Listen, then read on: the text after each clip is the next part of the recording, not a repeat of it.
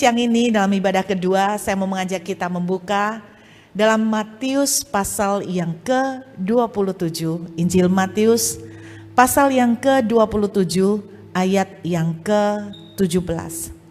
Injil Matius pasal yang ke-27 ayat yang ke-17. Karena mereka sudah berkumpul di sana, Pilatus berkata kepada mereka, "Siapa yang kamu kehendaki kubebaskan bagimu, Yesus Barabas atau Yesus yang disebut Kristus?" Jadi pagi ini saya mau mengajak kita belajar tentang orang yang namanya Barabas. Pada setiap perayaan Paskah, saya tahu kita udah lewat Paskah ya, tapi masih anget-anget ya suasana Paskah. Pada setiap perayaan Paskah, orang Israel merayakan Paskah untuk mengingat bahwa mereka dibebaskan dari perbudakan Mesir selama 400 tahun. Dan pemerintah Romawi untuk menghormati tradisi Paskah orang Israel, mereka membuat sebuah peraturan. Setiap hari Paskah, mereka akan mengizinkan melepaskan satu tahanan keluar dari penjara. Nah, pada waktu kejadian Yesus akan disalib, ada pilihan yang diberikan oleh Pilatus, kamu mau memilih membebaskan siapa? Yesus atau Barabas? Nah, ini inti dari ceritanya. Yang pertama, saya tuh pengen kita membayangkan. Selama ini sepintas cuman baca tentang Barabas. Saya coba mengajak Bapak Ibu membayangkan posisi Barabas. Posisi Barabas, saudara ya. Siapa sih Barabas? Kita akan melihat beberapa ayat. Supaya tahu Barabas itu reputasi dan prestasinya apa, saudara. Kita akan membaca beberapa ayat ya. Lukas pasal 23 ayat 25. Lukas pasal 23 ayat yang ke-25. Dan ia melepaskan orang yang dimasukkan ke dalam penjara, maksudnya Barabas, karena pemberontakan dan pembunuhan. Jadi Barabas ini pemberontak dan pembunuh. Memang rata-rata yang dimasukkan ke dalam penjara adalah mereka yang melakukan kejahatan politik atau kriminal. Tapi tidak pernah yang dimasukkan penjara itu kejahatan karena agama.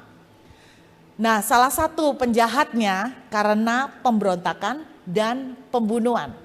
Saya mencari tahu background Barabas. Pada zaman itu ada satu kelompok ekstremis namanya kaum Zelot. Nah, diduga bahwa Barabas ini termasuk di dalam kaum ekstremis. Dan mereka memberontak kepada pemerintahan Romawi sampai melakukan juga pembunuhan. Jadi cukup serem ya, ini kaum radikal istilahnya gitu. Nah, kemungkinan karena kaum radikal ini bisa juga main sikat, banyak yang gak kesangkut juga bisa-bisa juga kena ya. Nah, ini salah satu Alkitab menuliskan di keempat Injil masing-masing tercatat reputasi Barabas. Kita lihat lagi Matius 27 ayat yang ke-16. Matius pasal 27 ayat yang ke-16. Tadi pemberontakan, pembunuhan. Luar biasa ya Barabas ya. Kita lihat pasal 27 ayat 16. Dan pada waktu itu ada dalam penjara seorang yang terkenal kejahatannya yang bernama Yesus Barabas. Anda perhatikan, saya sekian lama sering baca Alkitab, kadang-kadang melewatkan yang kecil. Ternyata nama lengkapnya Barabas itu Yesus Barabas. Nah, nanti saya mau Anda imajinasikan. Jadi kalau Yesus yang kita sembah, Yesus Kristus, ini Yesus Barabas. Mirip ya. Jadi ternyata ada Yesus Barabas loh Bapak Ibu. Saya percaya tidak ada yang kebetulan di Alkitab. Setuju? Tidak ada yang kebetulan. Kok ya pas penjahatnya namanya Yesus juga. Tapi Barabas, ya kan? Kenapa kok enggak nama Johnny kek atau Agus? Mohon maaf yang namanya Anggus ya, bukan bermaksud yang namanya Anggus penjahat, bukan. Tapi maksudnya kenapa kebetulan sekali namanya kok Yesus juga gitu kan. Nah di sini dituliskan kejahatan. Tidak diperjelas kejahatan seperti apa. Nah tapi intinya dia penjahat ya kan. Kita lihat bagaimana di versi Markus. Markus pasal yang ke-15 ayat yang ke-7. Rupanya di dalam Markus pasal 15 ayat 7 ini ada kemiripan dengan Injil Lukas. Pada waktu itu adalah seorang yang bernama Barabas sedang dipenjarakan bersama beberapa orang pemberontak lainnya. Ada kata pemberontakan di sini. Mereka telah melakukan pembunuhan dalam pemberontakan. Jadi ya Anda sering dengar atau baca berita tentang kaum ekstremis ya, mereka juga melibatkan pembunuhan ya. Nah ada satu data lagi yang cukup berbeda di dalam Yohanes pasal 18. Yohanes pasal 18 ayat yang ke-40 saudara. Jadi kita tahu ya prestasinya Barabas, reputasinya penjahat, pemberontak, pembunuh. Nah di sini cukup unik, ada tambahan. Mereka berteriak pula jangan dia melainkan Barabas. Barabas adalah seorang, nah kalau penyamun ini menurut saya sudah bukan kejahatan politik ya. Tapi kriminal, rampok udah beda lagi.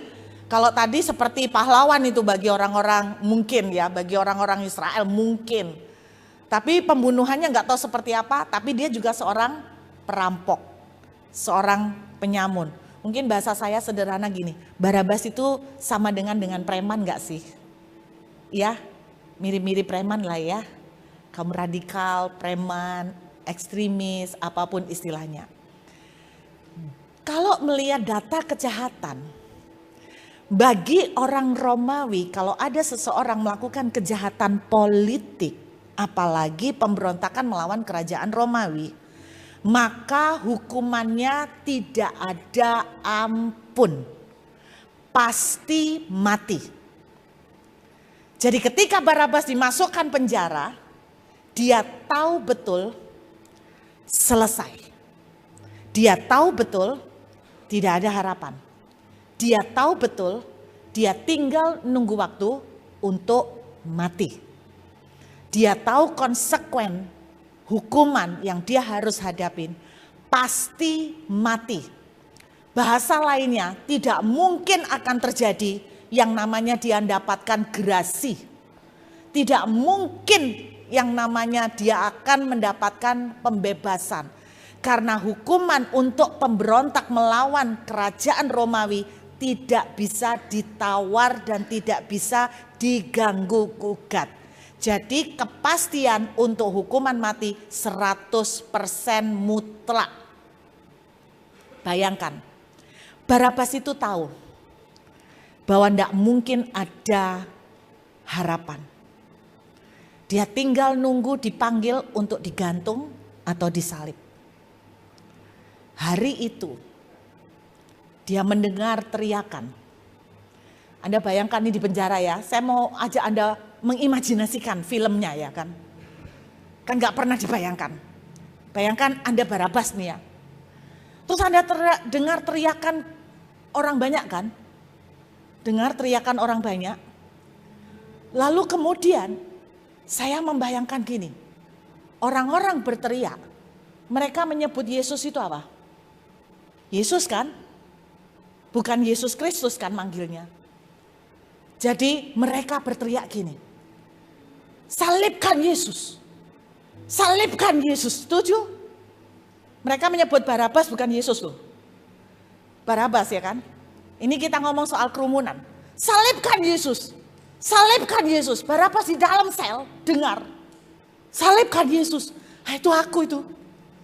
Berarti hari ini sudah mati aku, habis. Loh kan dia dengar namanya disebut Pak. Salibkan Yesus. Salibkan Yesus. Tidak pernah dia menduga ada Yesus yang lain. Jadi ketika Barabas mendengar di sel, salibkan Yesus. Dia pasrah. Dia tahu dia akan mati. Pegawai penjara masuk.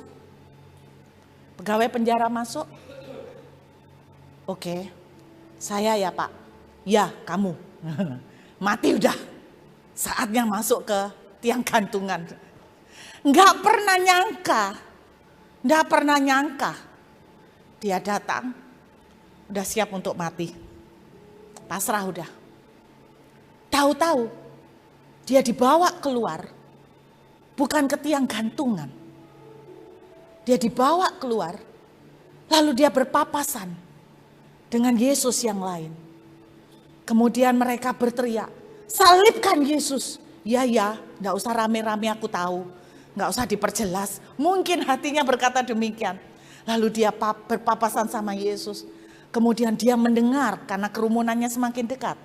Salibkan Yesus. Bebaskan Barabas. Kan kalau di sel gak dengar toh. Salibkan Yesus.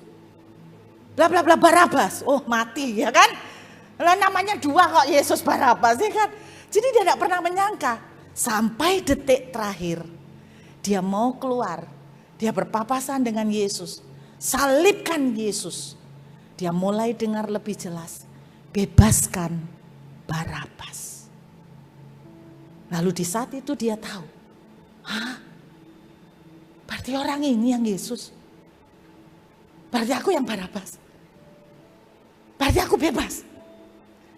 Tidak salah. Tidak salah. Tidak mungkin.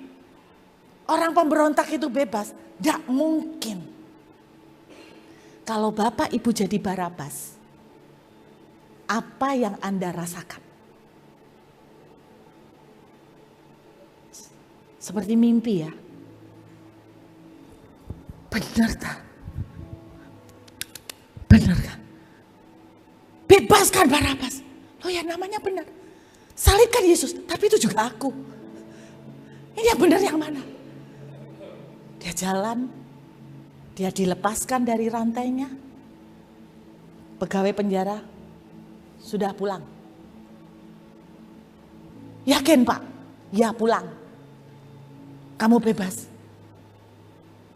Loh katanya salibkan Yesus. Dia Yesus.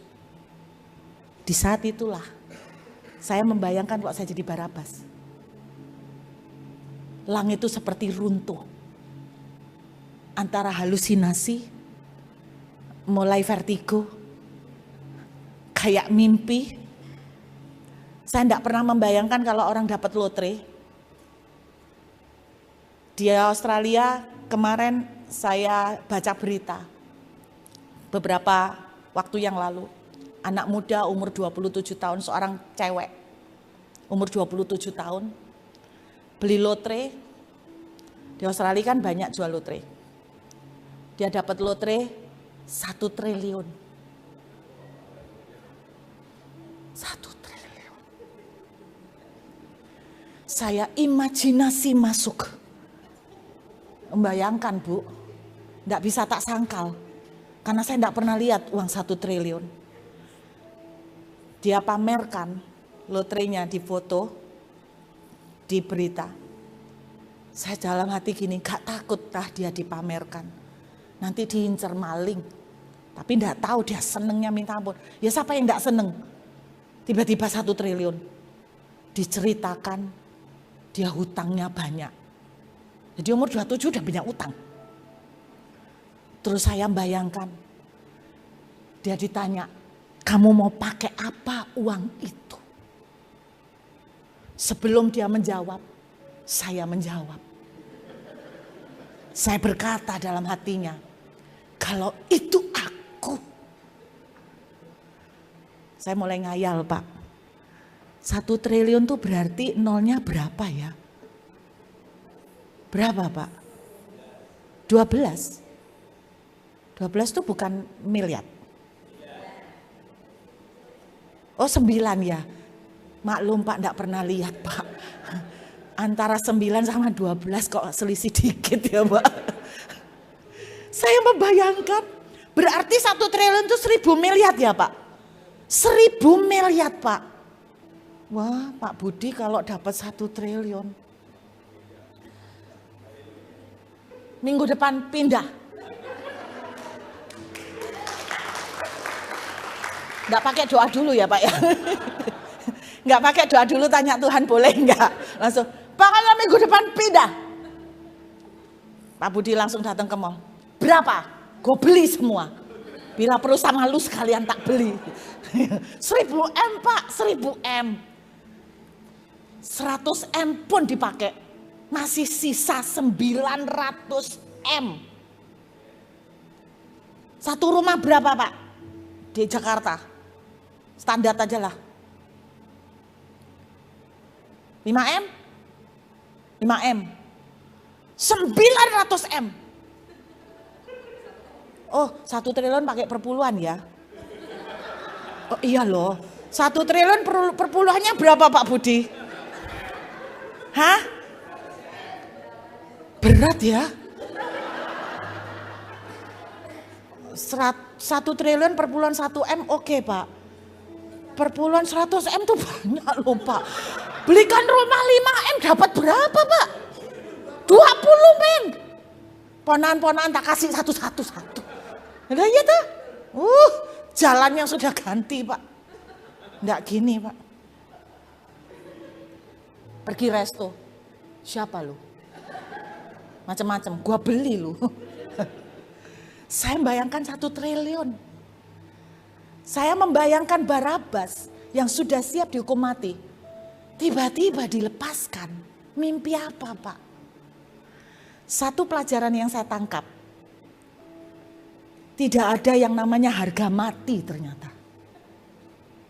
Oh iya. Yang Anda pikir sudah mati pun belum betul-betul mati loh. Buktinya Barabas sudah kita pikir harga mati. Ternyata belum mati juga. Saya nangkap satu hal. Ada Yesus, tidak ada harga mati. Amin. Barabas gak punya hope. Barabas gak punya future. Gak ada masa depan sudah jelas. Yesus lewat. Barabas punya masa depan. Hari ini, kalau engkau ada di dalam kondisi yang kau berkata, habis sudah. Saya mau katakan, di dalam Yesus, ada Yesus lewat, tidak ada harga mati. Bulu yang patah terkulai pun, tidak akan dipatahkannya. Amin.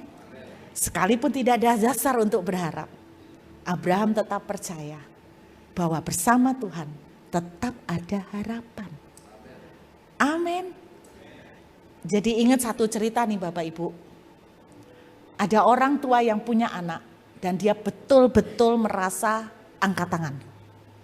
No hope. Tidak ada harapan. Jadi ingat kemarin retreat di Batu bulan lalu. Waktu retreat saya tiba-tiba tergerak. Kepengen altar call. Tapi bukan untuk terima Yesus. Ini altar call-nya antik. Siapa yang di sini sedang berdoa, meminta supaya anaknya dapat jodoh.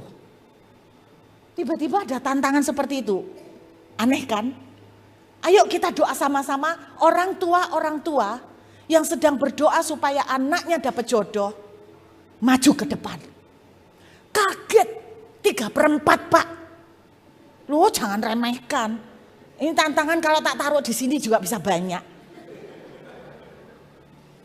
Pokoknya minta pasangan, tapi terutama untuk anak-anaknya, bukan untuk mama-mamanya. Untuk anaknya. 3/4 maju Pak. Saya kaget, lu kok banyak? Biasanya yang sakit tuh banyak. Paling banyak tuh kalau tantangan duit banyak. Maju semua minta didoakan. Tapi saya enggak pernah ngasih tantangan anaknya minta jodoh. Siapa orang tua yang lagi gelisah meminta jodoh untuk anaknya? 3/4. Nah saya ini kepo, penasaran. Waktu maju tak tanyain Pak, tak tanyain. Anaknya umur berapa Bu? Saya berharap dapat jawaban 27, 29, paling mentok 35, 37. 3/4 orang. Anaknya umur berapa Bu? 45. 45. Iya. Saya belum beralih ke sebelah, saya tanya, kenapa kok belum dapat Bu? Banyak milih ta? Jadi percakapan. Yang kedua, anaknya umur berapa? 47. Anaknya umur berapa Bu? 50. Kok enggak ada yang angka 27?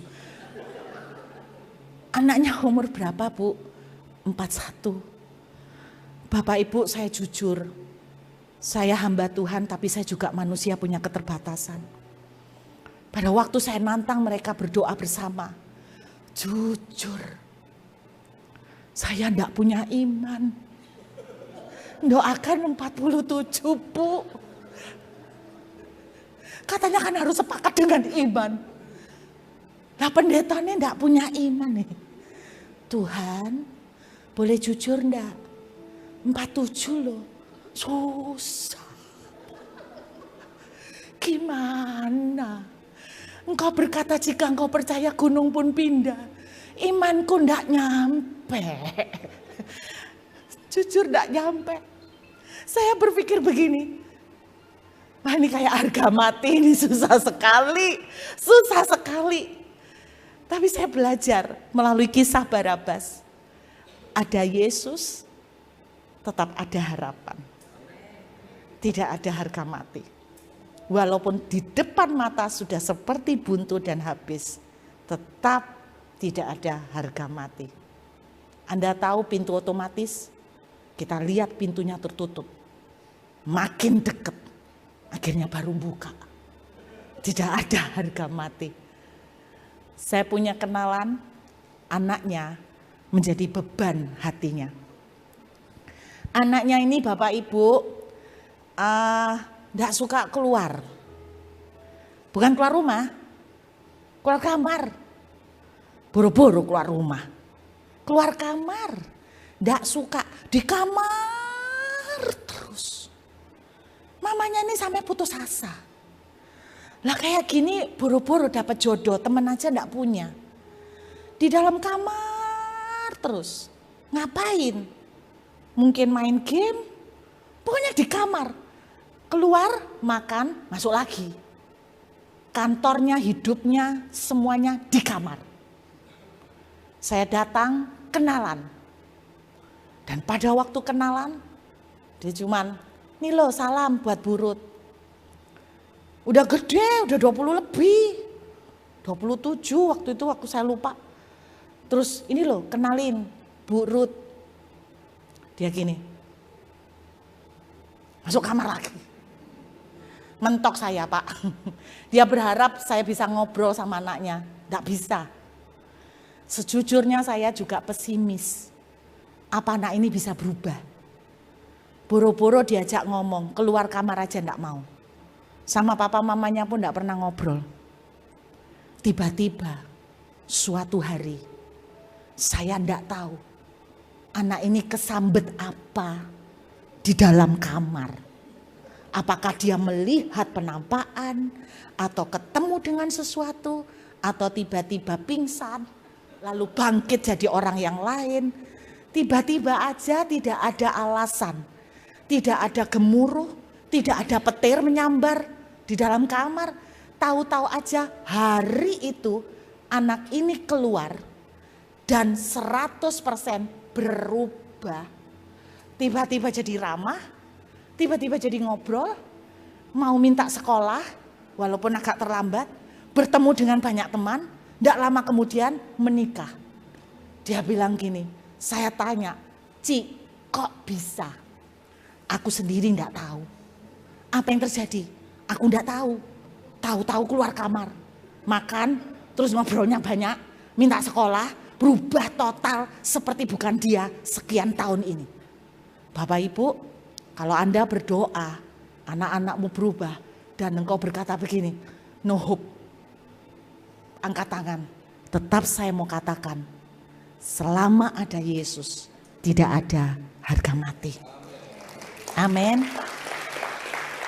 Saya mau cerita lagi tentang Barabas. Semua gak ada kebetulan. Saya percaya Barabas itu kita. Kenapa begitu? Kan gak bisa asal cocok logi toh. Saya percaya Barabas itu kita. Kenapa? Salah satu alasannya. Tahukah Bapak Ibu arti nama Barabas? Bar, anak. Abbas dari kata Aba, Bapa. Barabas, anaknya Bapa. Anda lihat, Yesus Barabas, anaknya Bapa. Yesus Kristus, anaknya Bapa. Bukankah Alkitab mengatakan begitu besar kasih Allah akan dunia ini, mengaruniakan anaknya yang tunggal. Dua-dua sama anaknya Bapa. Tapi Barabas anaknya Bapa yang pemberontak, penyamun, jahat, penuh dengan pembunuhan rekor, pembunuhan dan penuh dengan catatan dosa. Jadi saya percaya betul Yesus Barabas adalah gambaran kita. Waktu saya melihat ini, saya melihat karya penebusan. Nah, saya kasih tahu, nasib Barabas 100% pasti mati. Setuju kan? Tadi saya cerita, gak mungkin ada pengampunan. Percayakah saudara? Saudara dan saya 100% nasibnya harusnya mati. Kenapa? Saya tunjukkan beberapa ayat. Coba buka, mari kita melihat saudara. 2 Korintus pasal 5 ayat yang ke-21. 2 Korintus pasal 5 ayat 21. Dia yang tidak mengenal dosa telah dibuatnya menjadi dosa karena kita, supaya di dalam Dia kita dibenarkan oleh Allah. Roma 6 ayat 23, tolong dilihat. Jadi kita ini penuh dengan dosa. Dan apa nasib dosa? Roma 6 ayat 23. Sebab upah dosa ialah maut. Berarti jelas saudara dan saya pasti nasibnya seperti Barabas. Kita anak Tuhan, anak Bapa yang melenceng, yang penuh dengan dosa. Bukankah Adam yang pertama kali adalah Adam yang jatuh melenceng dari Tuhan? Dia jatuh dalam dosa. Dan oleh karena dosa, kita nasibnya harusnya mati. Amin. Terus bagaimana kita bisa diselamatkan? Supaya kita tidak jadi dihukum mati kayak Barabas.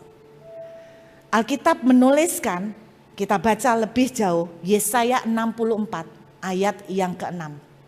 Yesaya 64 ayat yang ke-6. Perhatikan.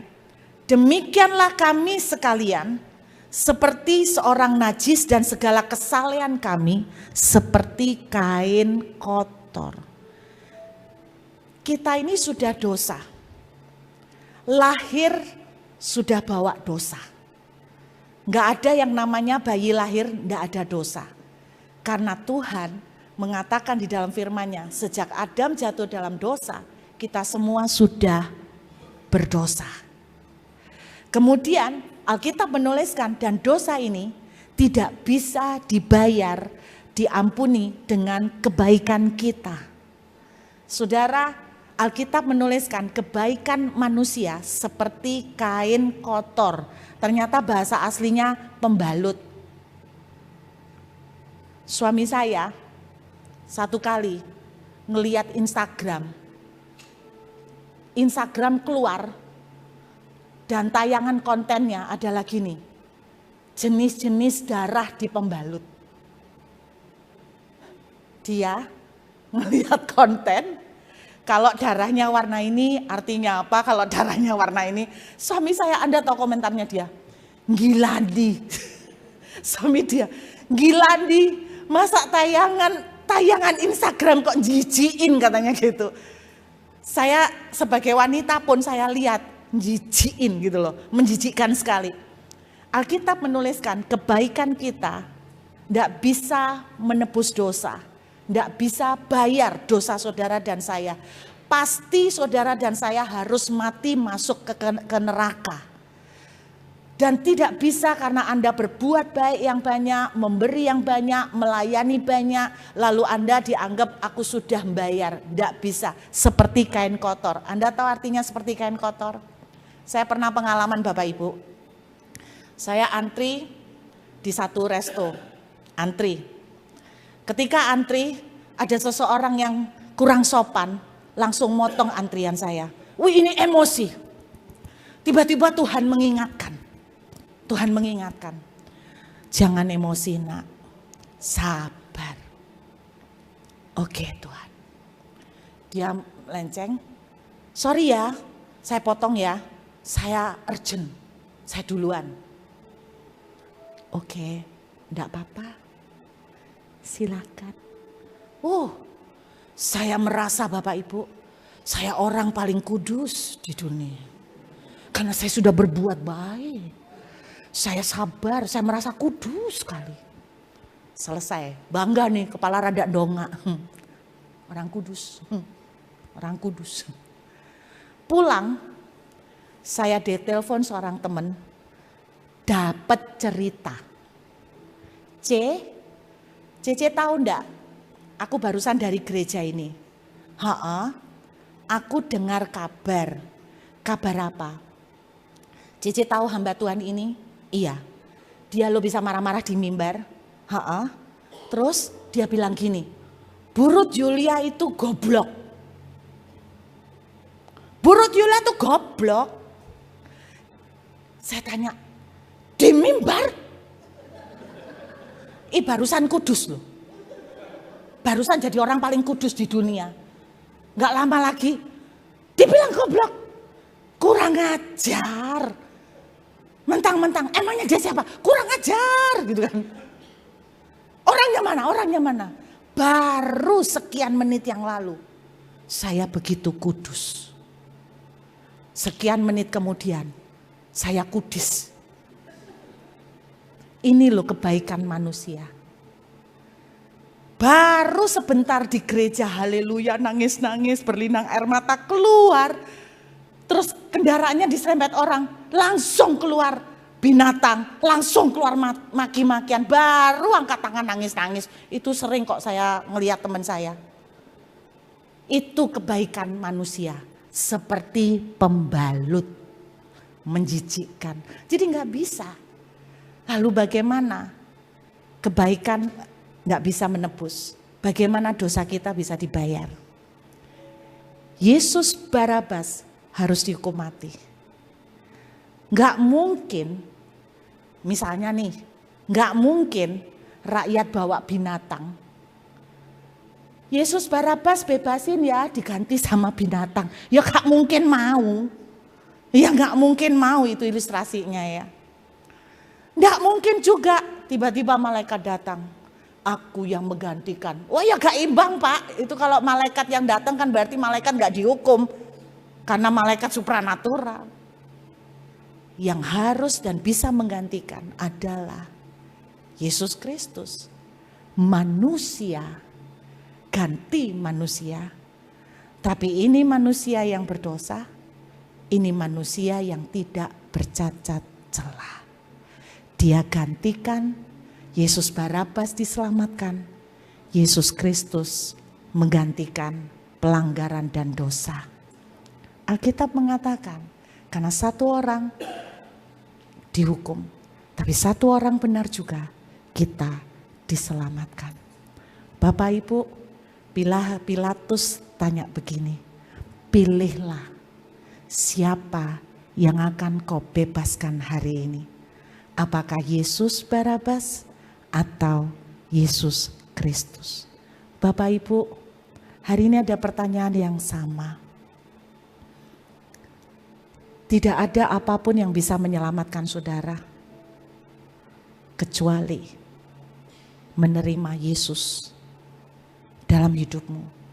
Dia lewat Yesus Barabas punya masa depan. Saya mau akhiri secara cepat.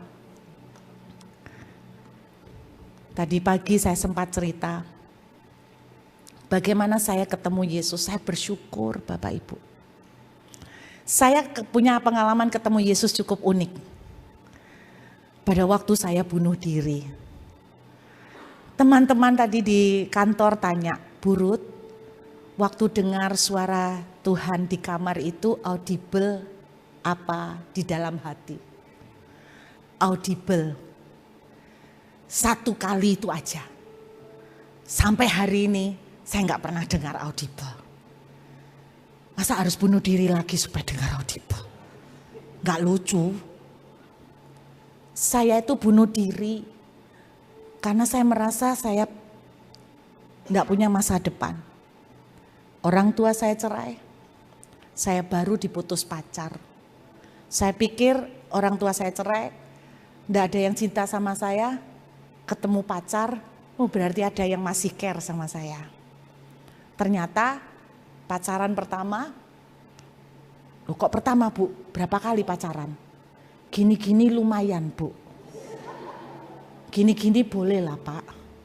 Ya enggak tahu kok ya dapet aja, mungkin kehipnotis saya apa. Tapi pacar saya yang terakhir yang luar biasa ini.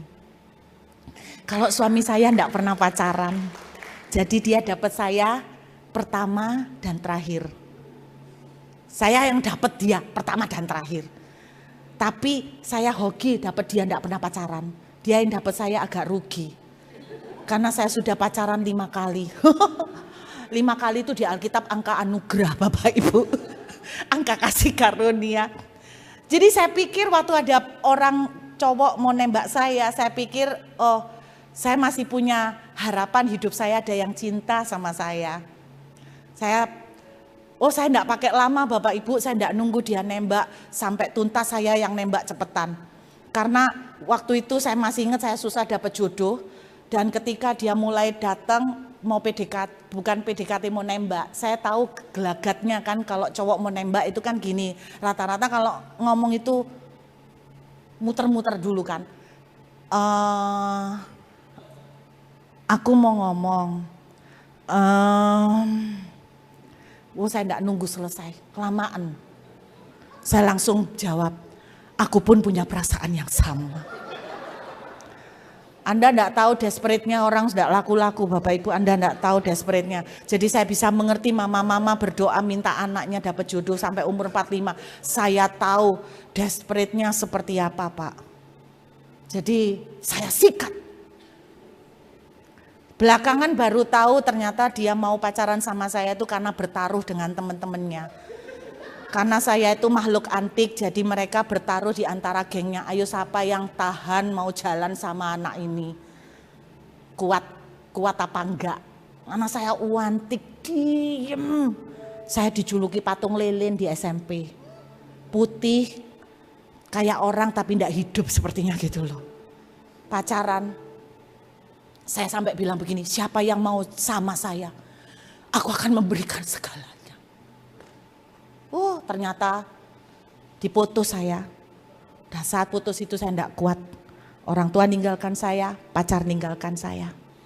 Saya ambil cara memotong urat nadi. Karena pada zaman itu trennya orang bunuh diri minum Baygon. Tapi saya baca di koran, semua yang bunuh diri minum Baygon Pak, pasti berbusa dan kejang-kejang. Saya takut berbusa dan kejang-kejang. Ternyata orang mau bunuh diri pun juga milih loh ya, cara yang paling enak. Kalau bergeser berapa tahun kemudian kan tren bunuh dirinya lain, lompat dari gedung kan. Yang sekarang musim kan lompat dari gedung. Yang nusuk pisau gini jarang Pak. Itu harakiri. Gedung. Tapi zaman itu ndak ada gedung Pak, ndak ada mall. Kalau saya lompat dari rumah saya di kampung, Surabaya tapi kampung, itu pendek Pak.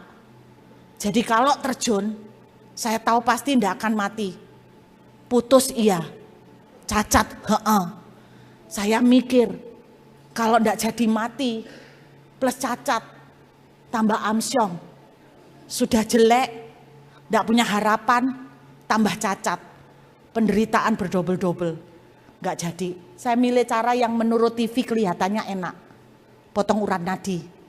potong urat nadi, di TV-TV kan gitu ya, di pinggir bathtub, potong urat nadi, terus gini, lama-lama merem, hilang. Oh ini enak ini kayaknya, nggak kerasa tiba-tiba ngantuk, berangkat. Ternyata di dunia medis tidak seperti itu. Ternyata tuh paling sengsara loh. Karena apa? Waktu motong urat nadi Anda kan dibiarkan kehabisan oksigen pelan-pelan dan itu gak mati-mati. Bisa beberapa jam tambah setengah mati. Untung Pak saya nggak jadi mati Pak. Tiba-tiba ada suara. Kenapa nggak jadi mati? Saya potong pakai urat nadi dengan cutter. Cutter yang ada cuma satu, karatan. Jadi kalau enggak mati kena tetanus lah saya pikir gitu. Saya potong, cedak, udah pakai lama, jangan gini-gini. Seret. Wah, berhasil. Darah langsung, cup. Yes, tinggal diem. Enggak sampai diem Pak, langsung darah itu, mampet. Saya gini, masuk ketutup ya? Apa? Darah ngental ya, kok berhenti? Di situ tiba-tiba ada suara cowok di kamar, anakku jangan lakukan itu, aku mengasihi kamu. Siapa kamu? Gak ngerti Kristen. Saya cuma tinggal sama nenek yang gak bisa bahasa Indonesia, jadi gak mungkin suara nenek saya.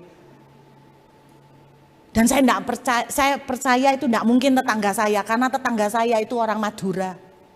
Orang Madura kan logatnya beda.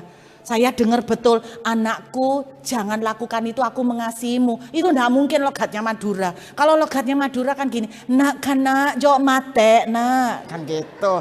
Itu logatnya Madura. Kalau manggil anak, ndak anakku, nak kana kan gitu kan. Iya, Madura kan gitu, nak kana jok mate nak. Jadi saya percaya itu bukan tetangga saya. Lalu saya tanya, kamu siapa? Karena saya putus asa Bapak Ibu, ya ampun Tuhan, hidup menderita mati pun ditolak. Suara itu menjawab saya, akulah Tuhan Yesus, Tuhannya orang Kristen. Itu pertama kali saya ketemu Tuhan. Lalu dia berbicara, ikutlah aku akan memakai hidupmu. Hari ini, kalau engkau berkata bahwa masa depanmu seperti tidak jelas, bahwa engkau berkata habis sudah, itu yang diungkapkan oleh Yesus Barabas. Hari itu Tuhan Yesus datang. Barabas yang tidak punya masa depan, punya harapan dan kesempatan kedua. Yuk kita menghampiri Tuhan. Bersama Yesus tidak ada harga mati.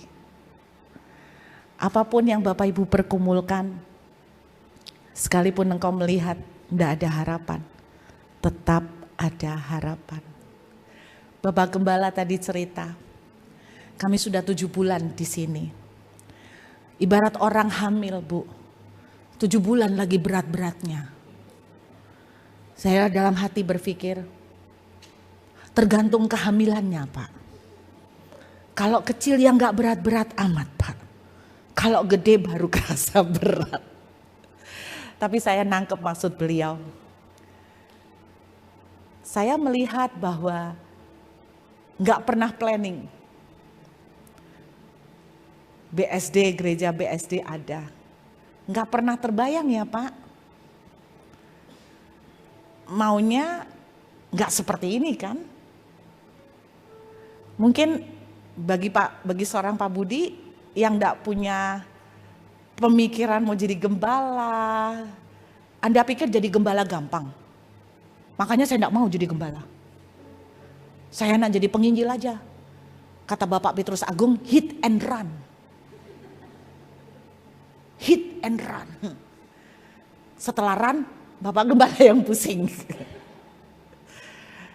Saya tetap percaya, sekalipun kita melihat tidak ada harapan, sulit, gak gampang, bersama Yesus selalu ada harapan. Dan harapan yang disediakan Yesus tidak pernah kecil, tidak pernah sepele, selalu luar biasa. Amin. Tidak ada yang kebetulan di dunia ini. Bapak Ibu, engkau yang belum punya Yesus dalam hidupmu, saya cuman pengen pamer. Satu berkat yang saya terima paling bersyukur, saya ketemu Tuhan. Satu kali seseorang berkata begini, "Burut, kenapa percaya sama Alkitab? Alkitab ini bikinan alien." Pernah ketemu orang gitu? Katanya Alkitab bikinan alien. Kok maunya dibodoh-bodohin? Saya bersyukur Bapak Ibu, saya bodoh. Mungkin kalau pinter terlalu banyak logika. Jadi saya harus pakai nalar. Saya bersyukur saya bodoh. Karena bagi saya ketemu Yesus memberikan harapan. Saya bisa jadi seperti hari ini karena ketemu Yesus. Saya cuma mau bilang bagi saudara yang belum kenal Yesus. Orang Surabaya bilang gini, enak pol. Enak pol. Jalan dengan Yesus tidak gampang. Ngeri-ngeri enak. Saya percaya Bapak Ibu Gembala jalan dengan Yesus nurut, ngeri-ngeri enak Pak. Tapi jangan lupa ngerinya 2 kali dulu ya Pak ya. Ngeri-ngeri, bukan enak-enak ngeri Pak. Ngeri-ngeri enak. Ketika di mana ada Yesus, tidak ada harga mati. Selalu ada harapan. Amin.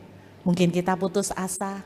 Mau dibawa gimana, jalannya seperti apa, tetap ada harapan. Yuk kita menghampiri Tuhan.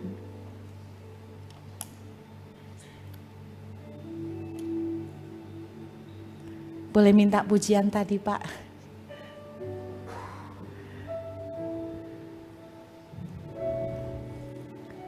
Saya percaya kita adalah Barabas-Barabas yang harusnya mati. Gak punya harapan.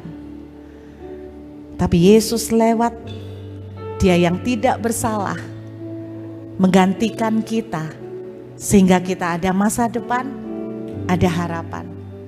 Anda yang punya pergumulan, Anda bilang, aku angkat tangan Bu, gak ada jalan. Saya selalu mau katakan, jangan pernah ngejudge harga mati. Karena bersama Yesus tetap tidak ada harga mati. Saudara pernah dengar kesaksian saya tentang seorang pembantu. Pembantu ini dari Makassar, tinggal di Makassar, ikut orang lama. Ketika dia terima Yesus, dia satu yang dia tangkap, bersama Yesus selalu ada harapan. Dan harapan ke depan akan jauh lebih baik. Dia punya satu mimpi sederhana Bapak Ibu. Pengen punya jodoh yang memperbaiki nasib. Dia kepengen punya jodoh seorang dokter. Bagaimana cara pembantu rumah tangga bisa punya pasangan seorang jodoh dari seorang dokter? Suatu hari keluarga ini punya kenalan dokter yang akrab sekali cukup lama. Datang bertamu ke rumah mereka. Lalu diceritain tentang pernikahan salah satu anggota keluarga mereka. Dia tunjukkan foto-fotonya, keluarga ini tunjukkan foto-foto pernikahan. Kamu ingat ini enggak? Ini udah married loh, ini foto-fotonya. Ketika dia melihat foto-foto itu, matanya tiba pada satu halaman, ada foto sang pembantu. Karena keluarganya sudah nganggap dia seperti keluarga, jadi ikut foto waktu kawinan. Waktu dia melihat foto ini, tertuju bukan pada pengantinnya, bukan pada keluarganya yang lain, pada pembantu. Dia tanya begini, ini siapa? Ini siapa? Loh ini pembantu kita. Udah dari kecil ikut sama kita. Kenapa? Tolong kenalin saya. Kenapa? Beberapa tahun ini saya bermimpi Tuhan kasih lihat jodoh saya. Wajahnya ini wajahnya. Ini jodoh saya. Pak, Bu, merit, nggak pakai lama, pembantu. Dan dokter ini di Amerika. Jadi diboyonglah ke Amerika. Nasib berubah sama seperti Barabas. Siapa yang menduga bahwa hari itu dia pikir habis semuanya. Yesus ada. Aku datang untuk memberi hidup dan memberinya dalam segala kelimpahan. Lagu yang diciptakan kita akan nyanyikan sama-sama berdasarkan Yohanes. Betul ya? Pasal 10 ayat 10. Aku datang memberi hidup dan memberinya dalam segala kelimpahan. Boleh kita nyanyikan Ibu? Saya nggak hafal. Yuk sama-sama hampiri Tuhan.